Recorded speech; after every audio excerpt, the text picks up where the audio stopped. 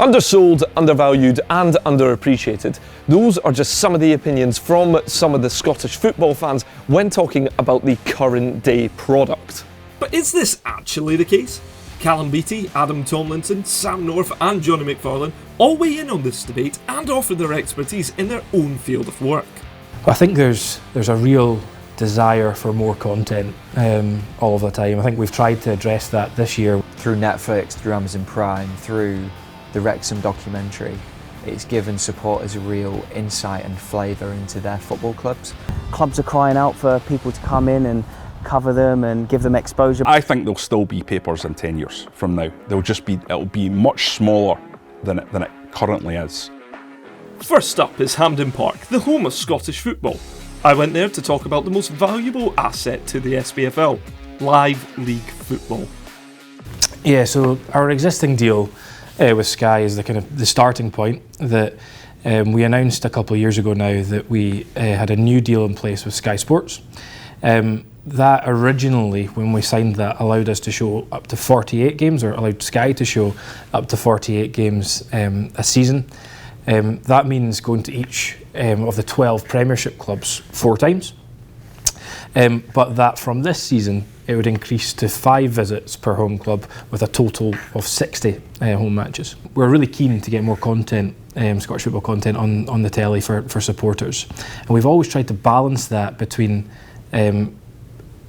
getting more games on TV, which generates more revenue for the clubs, but also protecting the matchday experience and the 3 o'clock kickoffs for supporters.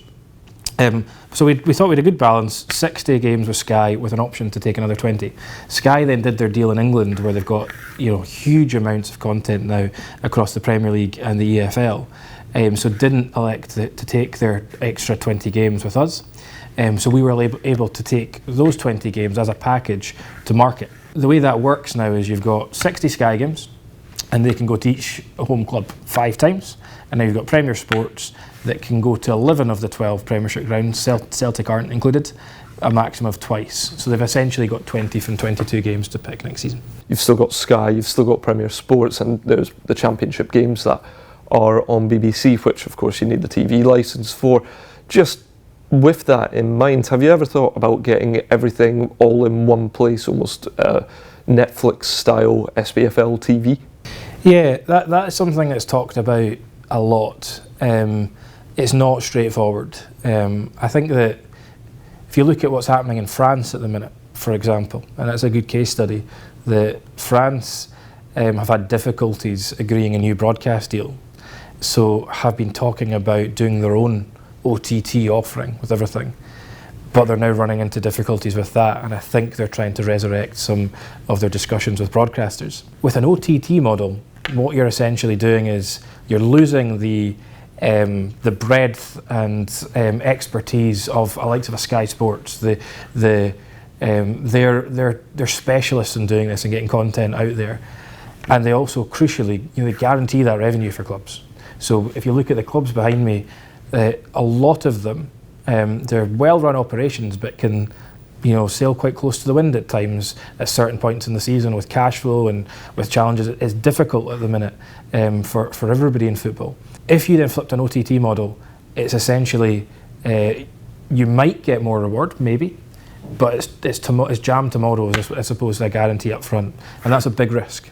So you have to front load all of your production commitments to make sure that all of the games are covered, and then hope that is returned through subscriptions. We're trying a model like that in the Premier Sports Cup, because we do think that type of model could play a part in the future.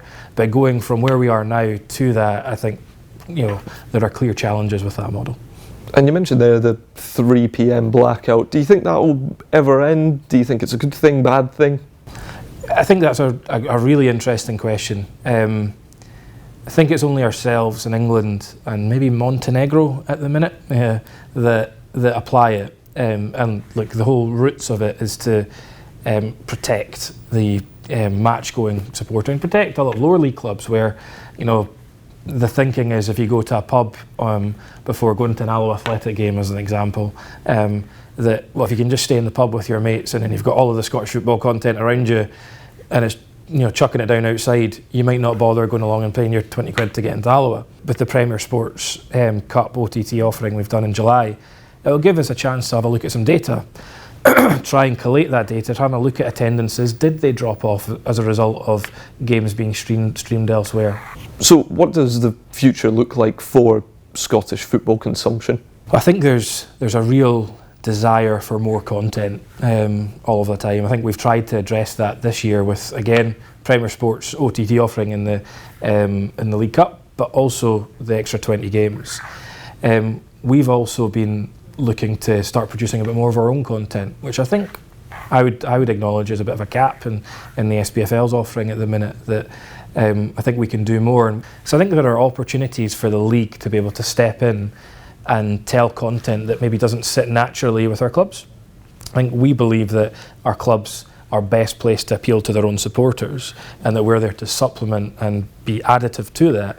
But I think there are gaps that we can capitalise on, and I think we're trying to do that with more games on TV, and also looking at what other content opportunities we have. At the home of Scottish football, and after speaking with Callum Beattie, it is very clear to see that they have got a lot of plans in place to ever grow Scottish football, and more importantly, get more and more content out to fans. They're aware of the cost of living crisis. They have been looking, as Callum said, at getting everything in the one platform, but they know that after the French model, there are complications for it. Now, whether that is the sort of streaming that they're going down the League Cup route, or if it's something else entirely, they have got a lot of plans set in place for the future.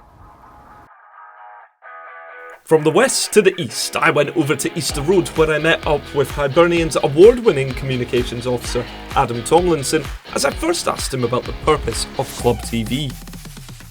I think it's kind of twofold, really. When you talk about Club TV, the main premise here for Hibs TV is to reach out to the kind of international subscribers, because the international subscribers, in the way that the broadcast deal works, can watch basically all Hibernian FC games through Hibs TV and through the TV platform.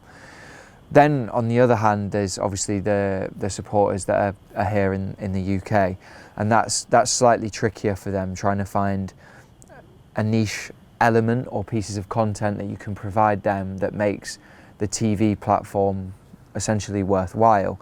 And the one thing that we kind of provide to them through the TV platform is commentary, basically live commentary that comes through the matches. So although they can't see it, they know that they can hear it week in, week out. So how professional do you think, when looking at the production side of things, should Club TV really be?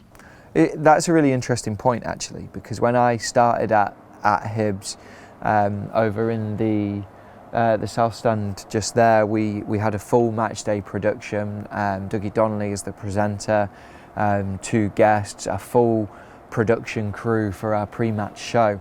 I'm not going to go into the figures of how much that cost, but it was quite significant.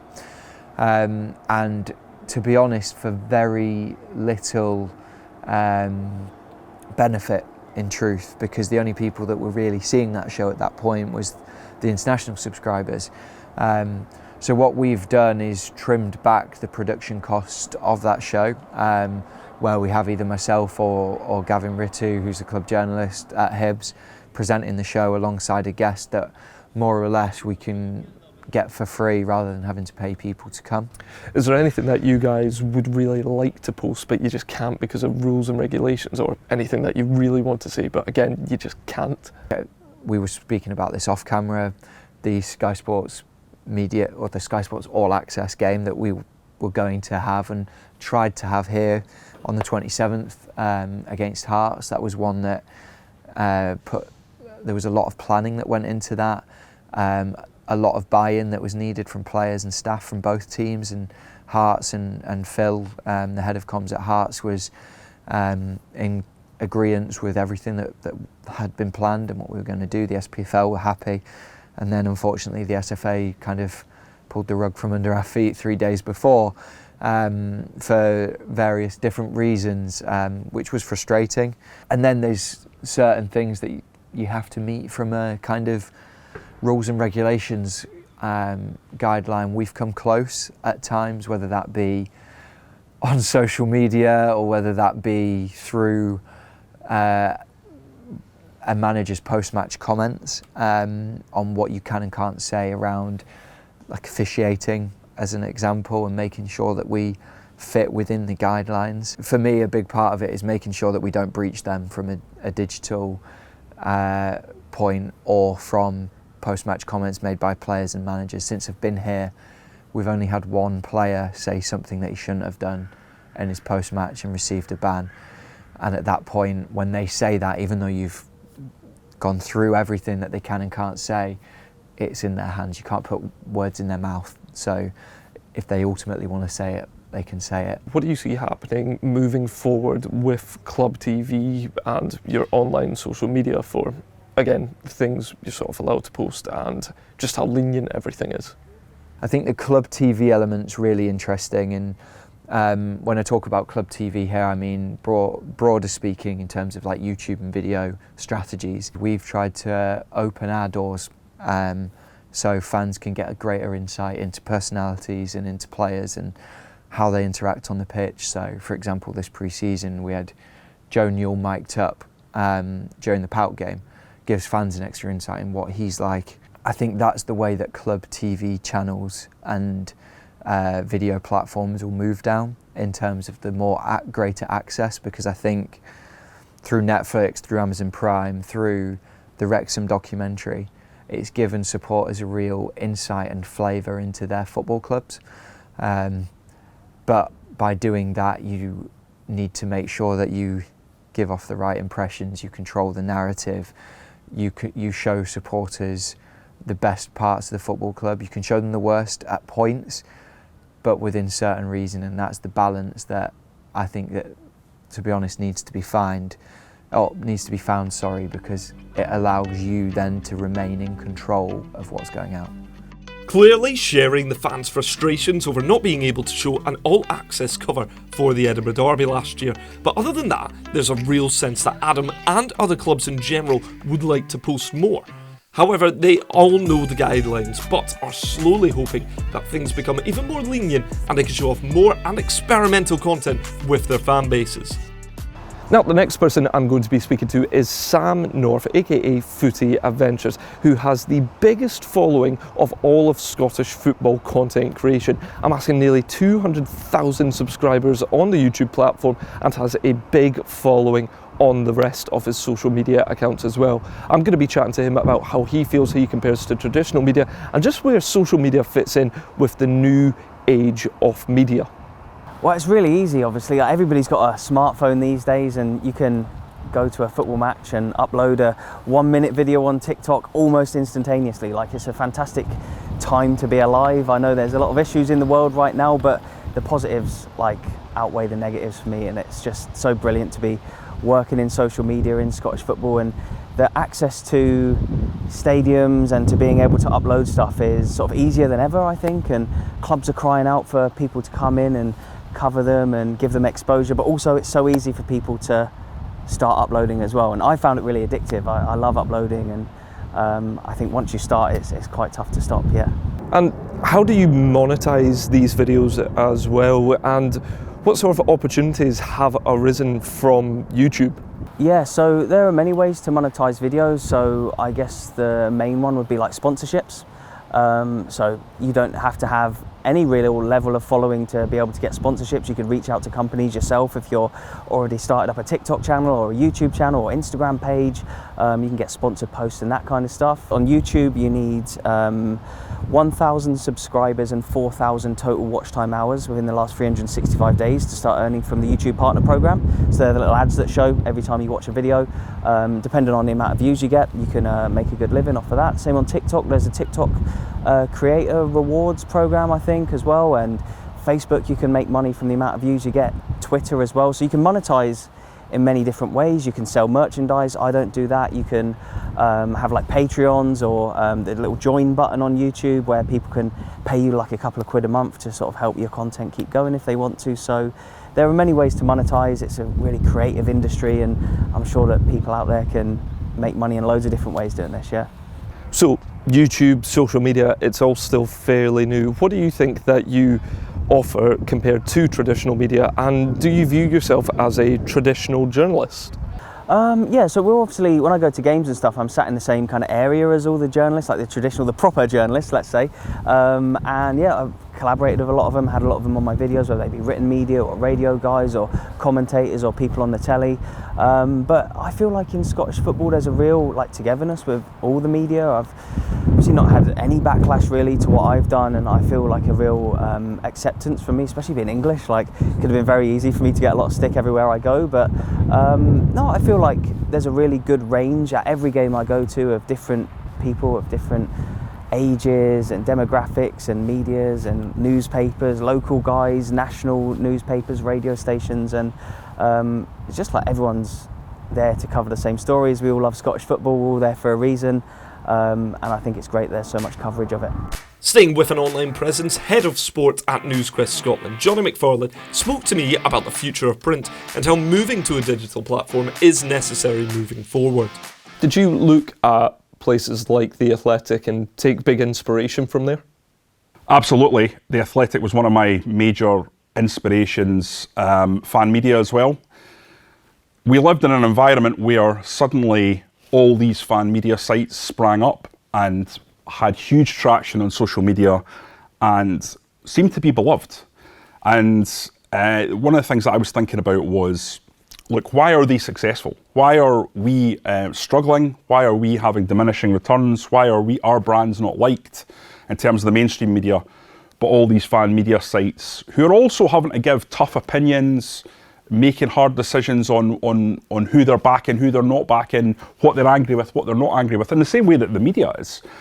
Why are their brands suddenly coming through and they seem fresh and modern? And a big part of that for me is how they approach the digital side of things. For many, many years in the print media, digital's been seen as a distraction, pain in the backside, something that the young guys that come in who are paid peanuts, they can take care of it. And we've got these guys on their sort of lofty pedestal who create for the paper, who write their spread per day. And that's been a big problem, because that audience that they are building that content for, and I'm not saying it's bad content, a lot of it's great content, that audience is dwindling. Whereas this audience, the audience of the digital side of things, is growing. And if you're not capturing that audience, you're not future-proofing your business. With there being a lot of fan media nowadays, NewsQuest has come up with the Hearts Standard, Hibs Observer, Rangers Review and Celtic Way. But why would fans even pay for this? We started with the Rangers Review and the Celtic Way. High quality, 1 or 2 articles a day. We're not filling the website with junk. We're not saying, oh, you won't believe what this Rangers player said on Instagram. It's, very good journalists, boots on the ground, talking to sources, getting the inside track, and trying to understand the bigger picture with context at all times of what's going on at the club. What we were trying to do was we're trying to have a combination of the Athletic, a combination of the fan media, and a combination of the traditional media.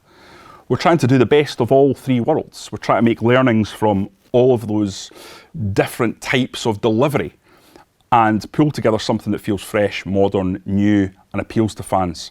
And I think we did that, clearly. We've got thousands of subscribers at Rangers and Celtic, and because those have done so well, we've moved on to Hearts, Hibs, a rugby site, and we're moving on to a Kilmarnock site in a couple of months' time. So there's been a lot of success in the model and the way we've done it. And a big part of that, obviously, is down to the journalists who have made themselves, as I discussed, those experts, those guys that you would go to if they say something. The fan that reads that knows that it's going to be pretty much true. So what's next for print and online? I think the two are ever more interlinked, and any business that isn't putting digital at the forefront is setting themselves up for failure or a really, really, really difficult run at changing. And that takes time to get staff to change their mindsets, to get staff to change almost every part of what they've done. It's a different job. The core tenets are the same, but there's a lot that's different. And so I think that is a challenge if you don't address it quickly. We've tried to address it very, very quickly. And for us, looking forward, I think it's driving the digital side of things and the paper being an adjunct. So We are a website that has a paper. We're not a paper that has a website. And that is the mindset that I'm trying to drill into my journalists. I think there'll still be papers in 10 years from now. It'll be much smaller than it currently is. And to have survived as a paper, you'll have to have survived on the digital front to have got that far down the line. So ultimately, after speaking with Callum, Adam, Sam and Johnny, what's next? Well, it looks like we're going to be getting more and more live televised Scottish games and more competition from broadcasters. Then, when looking at club media things, it looks like we're going to be getting more of an inside look into the clubs and hopefully more posted online. And speaking of online, the YouTube side of things, there's going to be more content creators that come out and they're going to be showing different aspects and different sides of Scottish football that you've never seen before. Then finally you've got the print and online world where you've got more articles getting written for the fans every day, and that's what the future looks like, which ultimately it's great for the fans.